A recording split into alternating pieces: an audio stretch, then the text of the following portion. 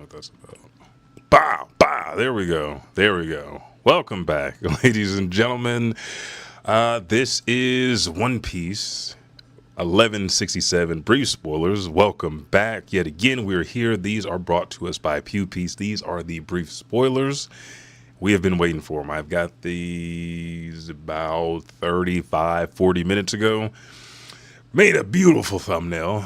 And we're going to dive right into this. This is very quick. It's going to be a short video. Leave your predictions, comments, theories in the comment section here on YouTube. Don't follow my hand. Follow my face right here. This is the moneymaker right here. One Piece has been getting crazy. I played One Piece Pirate Warriors 4. They have added the Egghead Island arc. So you can check back on this channel at twitch.tv/Edge2Gaming to watch me play as Rob Lucci in his awakened form, in the white suit or in the white pants without the shirt. Then we also have S. Snake, which is the Boa Hancock Seraphim, and Bonnie Jewelry, Bonnie in her Supernova costume, and also in the Egghead Island arc costume. You can follow for that, and make sure to shout out to our sponsors, EmmyEats.com. Use promo code EDGE2G to get $5 off your purchase of one of the 6 amazing flavors from the world's first high protein, low carb, low sodium, and cost efficient ramen. Also, switchery.com, if you like Nintendo Switches, whether it's the original Switch, the Switch Lite, this new Switch 2, they have thumb grips, case covers, anime and video game theme inspired. So all you have to do is go to switchery.com, use our promo code EDGE10 to get 10% off your purchase there. Without further ado, let's get to these brief spoilers. This is, again, like I said, chapter 1167. Thank you guys for joining me again. We had a lot of people jumping in chat last time and commenting afterwards. There are a lot of things that you guys were right about in your predictions. There was things that I was right about in my predictions, but the things that are coming up right now, I did not see coming. I thought that there was a period, a time where Harald did not do anything. I thought he was out on a social reform, but what we got last chapter where Emu's eye was doubling up the Rinnegan, looking from the side as Harald said he would be the slave for the world government, this chapter dives into it. So we are not going back to Elbaf to Gimu. We are learning about some of the things that are going to affect why the Giants are able to be Domi reversied on Elbaf and what's to come for Loki and Hydrudum. So this is called Ida's Sons. Harald had a mission from the world government. He's now to defeat pirates for them. He became known as the monster amongst the mists. And if you think about the Florian Triangle and we see those 3 big ass pillars with red eyes, could that have been Harald? Now we know he traveled on a ship, but thank you for the fall, Ryan. When he got Domi reversied, he had to have gotten bigger, just like Rocks did, just like Davy D. Zebek did. So we continue.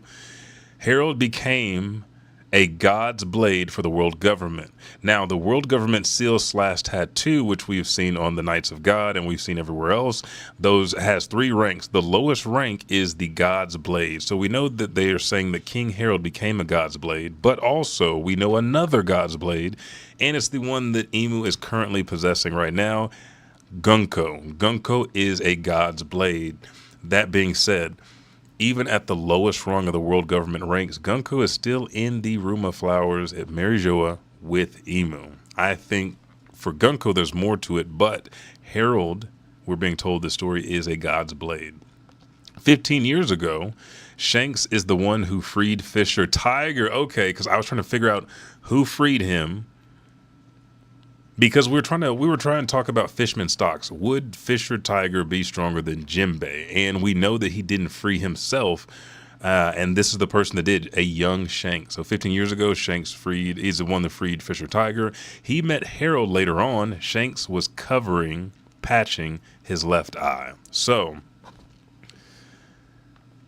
when I first read this, I got the wrong impression. I was like, oh, Shanks met Harald and he bandaged him up. No, this is a Shanks that had just got an injury. So Shanks didn't get his injury when he was younger, when Whitebeard and Roger fought. It was 15 years ago, right before he was on Marie Geoise, freeing Fisher Tiger. Now, what if Davy D Teach was a prisoner here. Because we don't... Well, how old would he be? Fuck. Okay, no, this works out because for some reason I was thinking the Blackbeard was Luffy's age. Blackbeard is 2 years older than Shanks, so yes, this fucking works. 15 years ago, Blackbeard, David E. Teach could have been a slave, could have been captured, and Shanks went to free those slaves, or something happened and he was there at the same time, and to try to get status with the world government, David E. Teach, aka Blackbeard, might have tried to stop Shanks and gave him that scar. Because when he meets Harald, later on, Shanks has a patch over his eye, like a bandage patch, or he's either covering it with something because the injury is fresh. It says Shanks was trying to gather information on Marie Geoise from the world government. Now we go to Elbaf. Ida gets poisoned from someone in Estrid's hometown. And remember, Estrid is Loki's biological mom who cast him out, who died already. Ida's still alive, but she gets poisoned when she visits that hometown.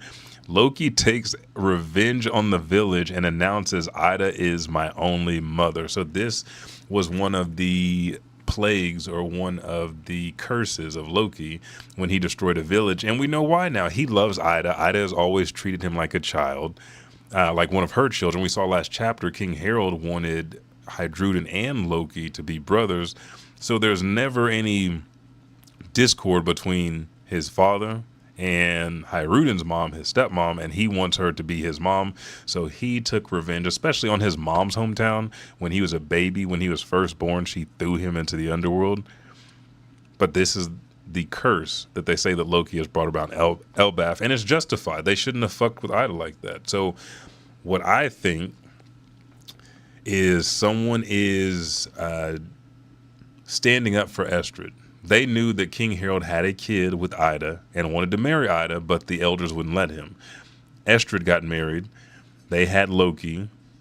He was always gone all the time. Estrid didn't even like her child, and then she dies. And she is cursed and plagued with all these bad visions of what Loki is to come. But I don't even think that's Loki's future. I don't think that is Loki's luck. I think she had glimpses of the future of misfortune based on the bad karma that she put forward by casting Loki out, because he would not have destroyed this village if whoever was here did not poison Ida trying to get back for Estrid, because it's her hometown. And the only thing I can think that Ida is doing here is going around Elbaf and trying to get more alcohol for her bar. But I digress. This is another badass moment by Loki, fucking taking revenge on the village. We already know that he released beasts from the underworld on other Elbaf villages. Did he do this, or did he just come through with his club and just beat shit up in Ida's honor? And this is the second person that stood up for Ida, or a third person actually, because Heidruden did whenever Loki was talking about her and cussing her out. Harald did way back in the day, and now Loki. So all three men that are affected by the actual lineage of Elbaf, or let's say all three men that can inspire Elbaf. King Harald has inspired it by his warmongering and now trying to promote peace for the world government.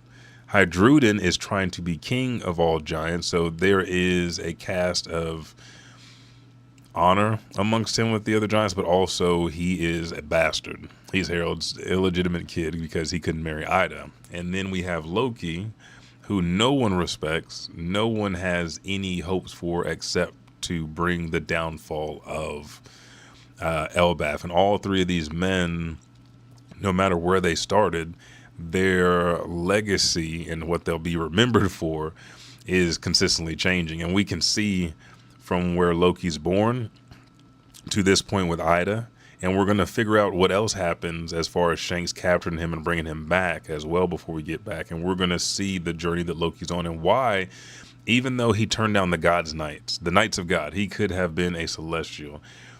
He paused for a moment when Luffy asked him to join the crew, and then he fucking blew him off. I think this final